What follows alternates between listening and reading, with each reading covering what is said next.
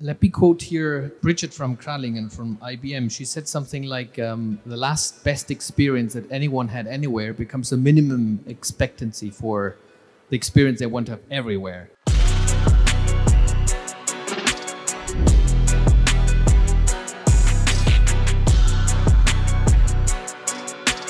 That's usually the biggest challenge, I think, in most designs, is bringing all the people together at the table to have the same vision for the project.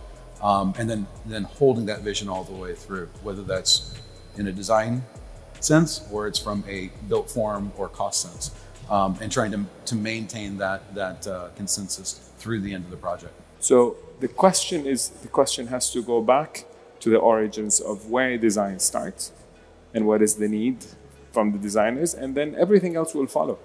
Yes, definitely we have to have better equipment to function within these machines, so within these buildings, and that we all agree with. But let's go back to the roots, and I think that will help us reduce the cost, will help us actually consume these buildings in a better way. But one thing that can happen is integrating this knowledge, these techniques with policy. Can we say, for example, 10% of government buildings need to operate in a farm-to-table method, meaning you need to source your material and your labor from 100, 200 kilometers away. And the impact there, and I will go back to my own critique of myself, right, and apply it to myself, which is data. Can we get the data to say that would this policy actually have a huge impact on sustainability? If yes, then we keep pushing that percentage until we manage growth goals with sustainability goals.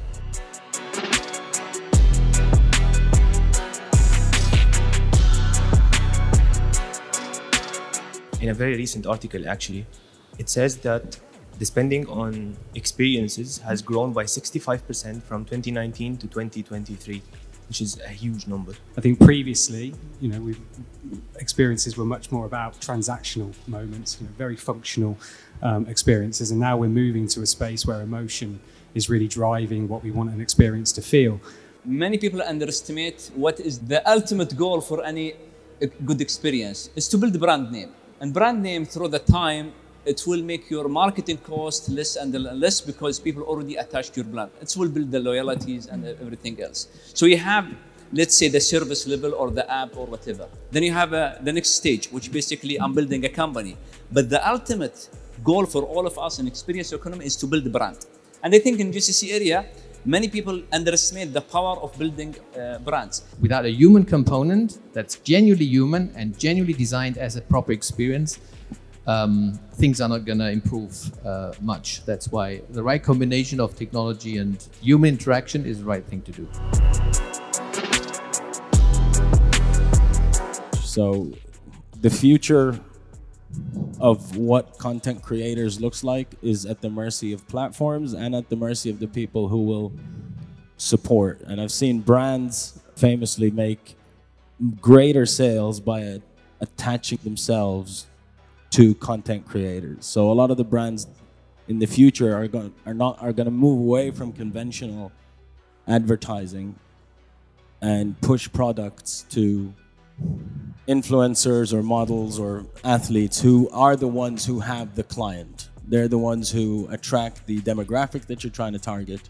I think AI is going to change the creator economy because have you seen what OpenAI has released?